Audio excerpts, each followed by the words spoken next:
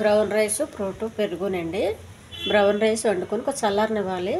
అది నైట్ అన్నం గట్ట పెట్టొద్దండి, అప్పటికప్పుడు వండిన అన్నమే పెట్టుకోవాలి. అది కొంచెం మెత్తగా చేసుకోవాలి. వేడిగా ఉంటుంది కాబట్టి గరిటెతోనే చేయాలండి, చాలా మెత్తగా చేసుకోవాలి.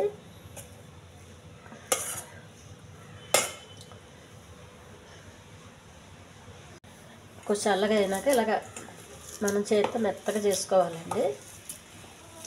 గరిటెతో చేసే కన్నా మనం చేతితో చేసినప్పుడు బాగా మెత్తగా అవుతుంది. పెరుగు పోసుకోవాలి.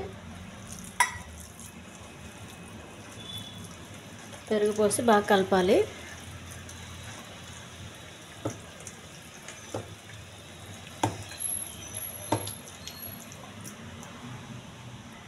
కొంచెం తినేటట్టు ఇలా జారుగా ఉండాలండి కీర.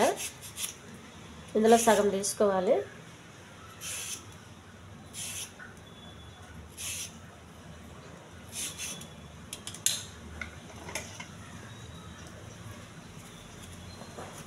ఇలా చేసుకుంటే చాలా సలవ చేస్తుందండి, చాలా టేస్ట్గా కూడా ఉన్నది. కీర ఇలా సగం ముక్క తీసుకోవాలి. సగం ముక్క అండి. ఈ యాపిల్ కూడా పొట్టు తీసుకోవాలి. పొట్టు తీసుకొని శుభ్రం కడగాలి.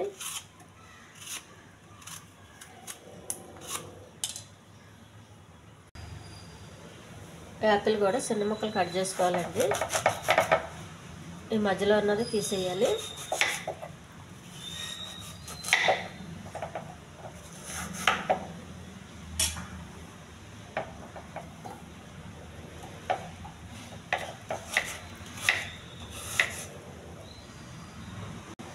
కోసి పెట్టుకున్న కీర యాపిల్ ముక్కలండి. ఇలా చేసుకుని తింటే చాలా సలవ చేస్తుందండి.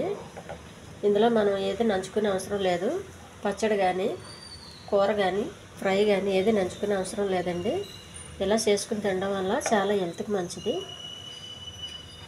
మొత్తం కలిపేసుకోవాలి.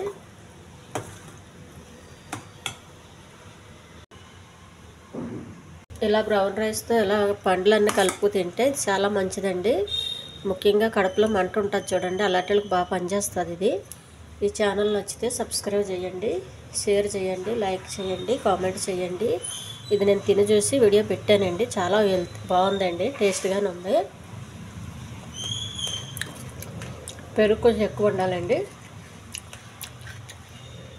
అన్నం అయితే మెత్తగా ఉండాలి, గట్టిగా ఉండకూడదు. చాలా హెల్తీ ఫుడ్ అండి ఇది.